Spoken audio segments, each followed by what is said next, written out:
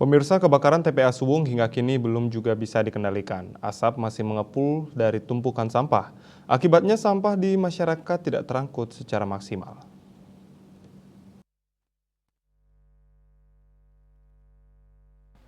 Dampak dari persoalan itu kini banyak tumpukan sampah di sepanjang jalan. Tak hanya itu, lahan-lahan kosong juga menjadi tempat sampah atau TPS dadakan. Kondisi ini juga kembali menimbulkan masalah.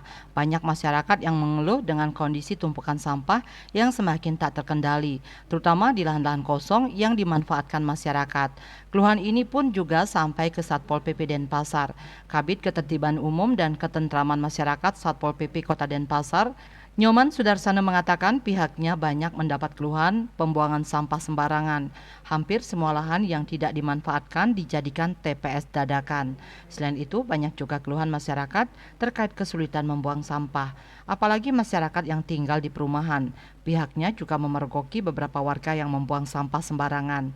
Mereka hanya ditegur dan diberikan pemahaman terkait dengan kondisi saat ini akibat dampak kebakaran TPA Suwung. Sementara itu, Kadis DLHK Kota Denpasar Ida Bagus Putra Wirabawa menjelaskan, akibat musibah kebakaran di TPA Suwung, pengangkutan sampah mengalami gangguan.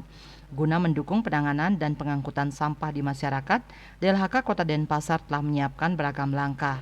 Beberapa di antaranya menambah armada pengangkutan sampah guna mempercepat pengangkutan sampah. Asmara Putra, Bali Pos melaporkan.